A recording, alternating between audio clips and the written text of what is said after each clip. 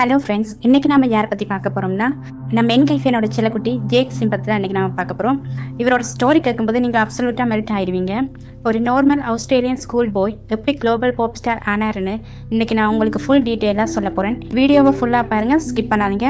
ஒரு shocking fact சொல்ல போகிறேன் ஜேக் பற்றி. நீங்கள் எக்ஸ்பெக்ட் பண்ணியிருக்க மாட்டீங்க. வாங்க வீடியோக்குள்ளே போகலாம்.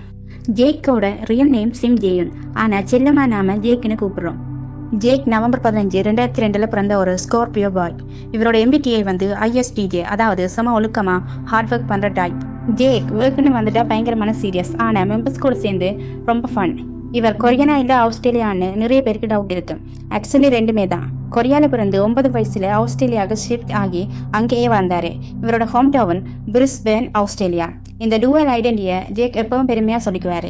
ஜேக்கோட சைல்ட்ஹுட் ஒரு சினிமா கதை மாதிரி இருக்குங்க கைஸ். இவர் ஒரு பயங்கரமான வெல்த்தி குடும்பம், ஆனால் இவர்கிட்ட அந்த கெத்து தலக்கணம் எதுவுமே இருக்காது. ரொம்ப கிரவுண்டட் அண்ட் ஹம்பிள் பர்சன். ஸ்கூலில் ஜேக் ஒரு பயங்கரமான மேக்ஸ் அண்ட் பிசிக்ஸ் டாப்பர். அது மட்டும் இல்லாமல் 4 வருஷம் வயலின் வாசிச்சிருக்காரு. சர்ச்சில் பேஸ் கிட்டாரை ப்ளே பண்ணுவார். ஸ்போர்ட்ஸ்லேயும் ஆல்ரவுண்டர். ஸ்கூல் டீமில் லெஃப்ட் விங் சாக்கர் பிளேயராக இருந்திருக்காரு. இன்னொரு கியூட் விஷயம் என்னென்னா, ஆஸ்திரேலியாவில் இருந்தப்போ 5 வருஷம் அவங்க அம்மா கூட சேர்ந்து டெய்லி சமைக்க கற்றுக்கிட்டாரு. அப்புறம் அவரோட செல்ல நாயான லேலா நெய்பர் விட்டு நாயாக இருந்தது இப்போ ஜேக்கோட உயிர் தோழனா ஆயிடுச்சு. இப்போ தான் ஜேக் லைஃபோட டேர்னிங் பாயிண்ட் வருது. 2019 பில்போர்ட் அவார்டில் BTS பாய் வித் லவ் சாங்குக்கு பெர்ஃபார்மன்ஸ் பண்ணுறத டிவியில் பார்க்குறாரு நம்ம ஜேக். நாமளும் ஒரு Kpop ஐடல் ஆகணும்னு முடிவு பண்ணுறாரு நம்ம ஜேக். அவரோட ரோல் மாடல் BTS தான். உடனே ஆஸ்திரேலியாவில் நடந்த பிலிஃப் லேப் குளோபல் ஆடிஷனுக்கு போகிறாரு. ஜஸ்டின் பீவரோட லவ் யுவர் பாட்டை பாடுறாரு.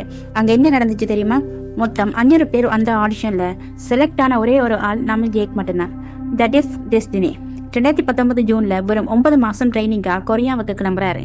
2020 ஐலாண்ட் சர்வைவல் ஷோவில் என்ட்ரி கொடுக்குறாரு நம்ம ஜேக். மற்றவங்களை விட இவருக்கு ட்ரைனிங் பீரியட் ரொம்ப கம்மி தான். எதனால் இவருக்கு ஐகான் ஆஃப் கிரௌத்னு டைட்டில் கொடுத்தாங்க. ஏன்னா வாரம் இவரோட இம்ப்ரூவ்மெண்ட் வேறு லெவலில் இருந்துச்சு. ஷோவோட ஃபைனலில் உலகம் முழுக்க இருந்த ஓட்ஸ் குறைஞ்சது. நம்ம ஜேக் 11,79,633 ஓட்ஸ் வாங்கி குளோபல் லெவலில் 3வது இடத்தை பிடிச்சிட்டாரு. அப்படி உருவானதான் நம்ம என்ஹைபன் குரூப். நவம்பர் 30, 2020 அவங்களோட ஃபர்ஸ்ட் ஆல்பமான போர்டர் டே 1 மூலமாக அஃபிஷியலாக டெபியூ ஆகுறாங்க. என்ஹைபன் மெம்பர்ஸ் எல்லாருக்குமே ஜேக் தான் பாசிட்டிவ் எனர்ஜி. குரூப்பில் எப்பவுமே அதிகமாக சிரிச்சுக்கிட்டே இருக்கிற ஆள் இவர் தான். கொஞ்சம் சுட்டி, கொஞ்சம் சொதப்பல். இதனாலே இவரை கொஞ்சத்துக்குனே தனி ஃபேன் ஃபேஸ் இருக்கு.